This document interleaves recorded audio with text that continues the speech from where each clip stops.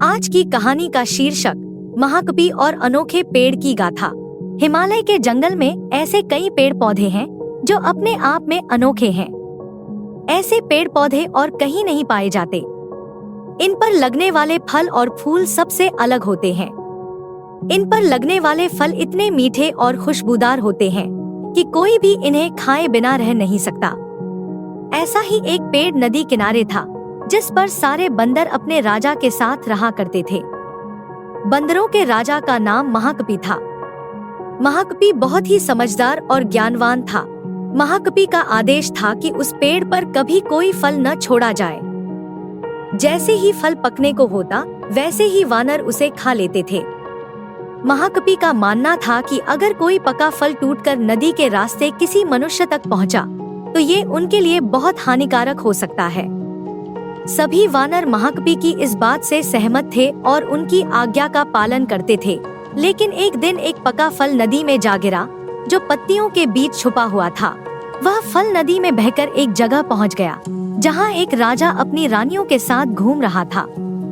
फल की खुशबू इतनी अच्छी थी कि आनंदित होकर रानियों ने अपनी आंखें बंद कर ली। राजा भी इस खुशबू पर मोहित हो गया। राजा ने अपने आसपास निहारा तो उसे नदी में बहता हुआ फल दिखाई दिया। राजा ने कहा कि कोई सिपाही इसे खाकर देखे कि यह फल कैसा है। एक सिपाही ने उस फल को खाया और कहा कि ये तो बहुत मीठा है। इसके बाद राजा ने भी उस फल को खाया और आनंदित हो उठा। उसने अपने सिपाहियों को उस पेड़ को खोज निकालने का आदेश दिया जहां से ये फल आया था। काफी मेहनत के बाद राजा के सिपाहियों ने पेड़ को खोज निकाला।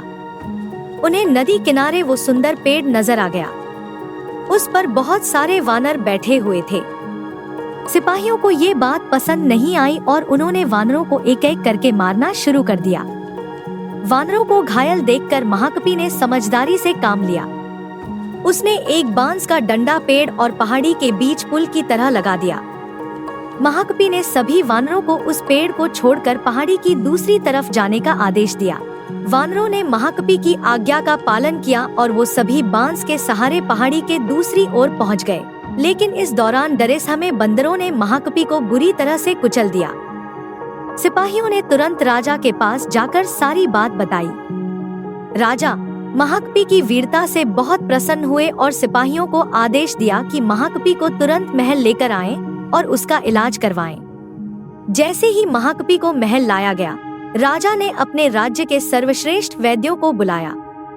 वैद्यों ने तुरंत महाकपि की जांच की और उन्होंने पाया कि वह अभी भी जीवित है लेकिन बेहोश है। उन्होंने अपने ज्ञान और जड़ी बूटियों का उपयोग करके महाकपि का इलाज शुरू किया। कुछ दिनों के बाद महाकपि की चेतना लौट आई और उसके घाव भी धीरे धीरे भरने लगे। राजा और उसकी रानियां महाकपि की देखभाल में लगे रहे और उन्होंने उसे अपने परिवार की तरह मान लिया। महाकपि ने राजा को उस पेड़ के बारे में बताया और उसके फलों की विशेषता समझाई। राजा ने महाकपि की बुद्धिमत्ता और वीरता की सराहना की और साथ ही प्रण लिया कि अब से उस पेड़ और वानरों की रक्षा करेंगे। महाकपि ने राजा के साथ मिलकर उस पेड़ और उसके फलों की रक्षा के लिए एक योजना बनाई। उन्होंने नदी के किनारे एक बांध बनाया ताकि फल नदी में न गिरे और वानरों को भी सुरक्षित रखा जा सके। इस तरह महाकपि ने न केवल अपने प्राण बचाए बल्कि अपने वानर समुदाय और उस अनोखे पेड़ की भी रक्षा की। उसकी कहानी आज भी राज्य में प्रेरणा का स्रोत बनी हुई है। इस कहानी के माध्यम से हमें यह सीख मिलती है कि वीरता और समझदारी हमें इतिहास के पन्नों में जगह देती है। साथ ही इस कहानी से यह भी सीख मिलती है कि हर मुश्किल घड़ी में समझदारी से काम लेना चाहिए। आशा है आपको यह कहानी पसंद आई होगी। अगर आपको हमारा वीडियो पसंद आया हो तो कृपया इसे लाइक, शेयर करें और हमारे चैनल को सब्सक्राइब करना न भूलें। फिर मिलेंगे ऐसी ही और भी रहस्यमयी और मनोरंजक कहानियों के साथ। धन्यवाद।